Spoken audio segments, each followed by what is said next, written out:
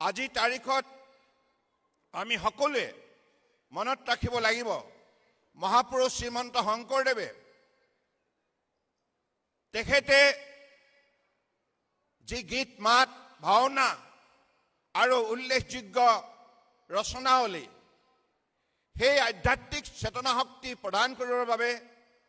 এখন সমাজক শাৰীৰিকভাৱে মানসিকভাৱে আধ্যাত্মিকভাৱে সবল কৰাৰ বাবে যিখিনি জীৱনজোৰা সাধনাত মগ্ন হৈছিল তাৰ ফলশ্ৰুতিতে আজি আমি জ্ঞানৰ পোহৰ পাইছোঁ ভক্তিৰ অনুভূতি আয়ত্ত কৰিছোঁ আৰু অসমীয়া সমাজখনে বিভিন্ন ক্ষেত্ৰত আজি নিজৰ ব্যক্তিত্বত শক্তি প্ৰদৰ্শন কৰিবলৈ সক্ষম হৈছে গতিকে এই মহাস্থান পবিত্ৰ স্থান কংগ্ৰেছৰ 55 বছৰীয়া শাসনকালত ভাবিব নোৱাৰাকৈ ক্ষতিগ্ৰস্ত হৈছিল আৰু ইয়াত থকা বৈষ্ণৱপ্ৰাণ ভক্তবৃন্দই সকলো সময়তে আতংকিত অৱস্থাত থাকিব লগা হৈছিল কাৰণ সন্দেহযুক্ত বিদেশীৰ বেদখলৰ বাবে দিনক দিনে এই পবিত্ৰ স্থানৰ সীমা সংকুচিত হৈছিল কিন্তু এই ক্ষেত্ৰত আমাৰ সত্ৰাধিকাৰ প্ৰভুসকলে বাৰংবাৰ সেই সময়ৰ কংগ্ৰেছ চৰকাৰৰ আবেদন নিবেদন কৰাৰ পাছতো কোনো দিনেই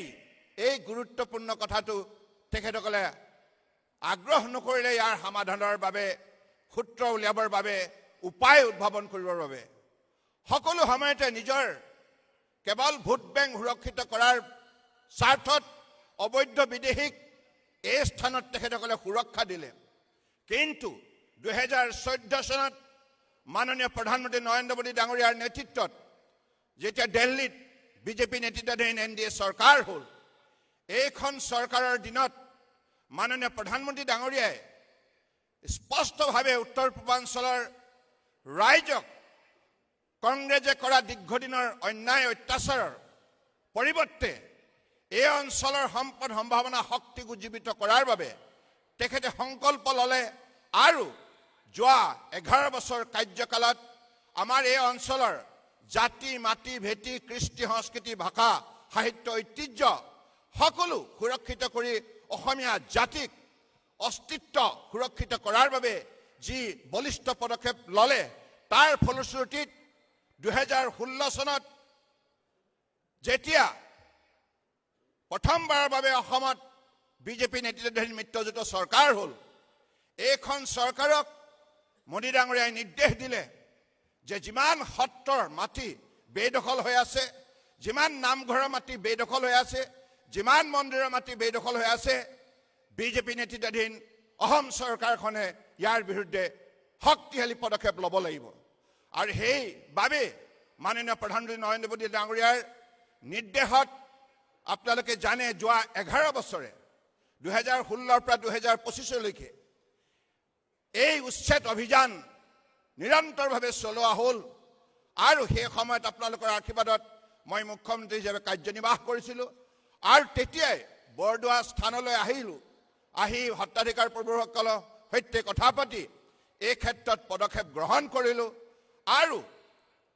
আগন্তুক দিনত যাতে এই মহাস্থান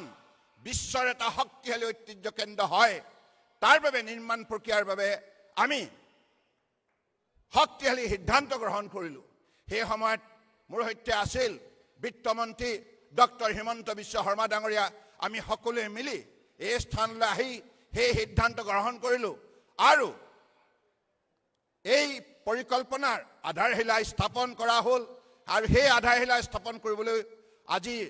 মাননীয় গৃহমন্ত্ৰী অমিত শ্বাহ ডাঙৰীয়া আহি আমাক কৃতাৰ্থ কৰিলে मैं परम आदरणीय हमारे देश के बहादुर और बड़े अनुभवी परम आदरणीय गृहमंत्री अमित शाह जी को मैं हृदय से बधाई देना चाहता हूं क्योंकि आपने हमें हौसला दिया हिम्मत दिया साहस दिया सहयोग किया इसके वजह से आज ये हमारे बड़े योजना जमीनी हकीकत से जोड़ने में वर्तमान सरकार की हमारे मुख्यमंत्री लोकप्रिय मुख्यमंत्री डॉक्टर हिमंत बिस्वा शर्मा जी ने जो काम करके दिखाया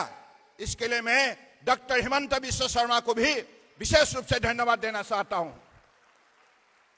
भक्ति भावनाओं से ये कदम उठाई गई है और परम आदरणीय प्रधानमंत्री जी ने पिछले 11 साल में असम और नॉर्थ ईस्ट को जैसे उन्होंने विकास के सिलसिले में सहयोग किया है और किसी ने भी किया नहीं था, पहले किसी ने भी नहीं किया था। कांग्रेस ने हमेशा असम के खिलाफ उन्होंने कदम उठाया और असम को कमजोर बनाने में साजिश रचना की थी। उत्तर पूर्व भारत को सबसे कमजोर इलाका के हिसाब से उन लोगों ने रहने के लिए यहां मजबूर किया था। इसके बदले में बीजेपी नेतृत्वाधीन हमारे एनडीए सरकार ने जो कदम उठाए हैं, मैं विशेष रूप से और एक बात के लिए अमित शाह जी को धन्यवाद देना चाहता हूं। परम आदरणीय प्रधानमंत्री जी के निर्देश के मुताबिक उनके नेतृत्व में आपने असम और नॉर्थ ईस्ट में शांति लाने के लिए जो भी मजबूत कदम उठाए, इसके लिए आपको 1000 बार मैं हृदय से आभार व्यक्त करना चाहता हूं। और आज असम में शांति संभव हुई, इसके लिए विकास संभव हुई है। विकास यात्रा तेज से चलने लगा है मोदी जी के नेतृत्व में। और मैं परम श्रद्धा राइज আজি এই শুভক্ষণত আৰু বেছি দীঘলীয়া বক্তব্য দিব বিচৰা নাই, কাৰণ ইয়াৰ পাছত মাননীয় গৃহমন্ত্ৰী ডাঙৰীয়া দুটা কাৰ্যসূচী গুৱাহাটীত আছে। মই আজি এই সুন্দৰভাৱে এই পৰিকল্পনাক বাস্তৱায়িত কৰাৰ বাবে ডক্টৰ হিমন্ত বিশ্ব শৰ্মা ডাঙৰীয়াক ধন্যবাদ জনাইছোঁ। আৰু আপুনি আজি ইয়াত যিখিনি ব্যৱস্থা আজি ইয়াত আপোনালোকে গঢ় দিলে, তাৰ ফলস্বৰূপত আগন্তুক দিনত এই বটদ্ৰৱাৰ স্থানলৈ দেশ বিদেশৰ লক্ষ লক্ষ পৰ্যটক আহিব। আৰু ইয়াত যিটো গৱেষণা কেন্দ্ৰ গঢ় দিয়া হৈছে, এই গৱেষণা কেন্দ্ৰৰ পৰা আমাৰ উঠি অহা প্ৰজন্ময়ো কেৱল অসমৰ সতি সন্ততি নহয়, ভাৰতবৰ্ষৰ বিশ্বৰ বিভিন্ন প্ৰান্তৰ লোকে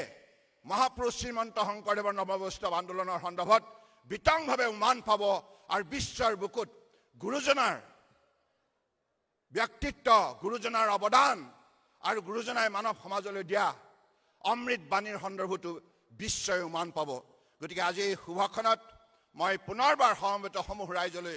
শ্ৰদ্ধা আৰু কৃতজ্ঞতা জ্ঞাপন কৰিছোঁ আৰু গুৰুজনালৈ কোটি কোটি প্ৰণিপাত যাচি মোৰ বক্তব্য সামৰিছোঁ। ধন্যবাদ। জয় আই অসম, জয় গুৰু শংকৰ।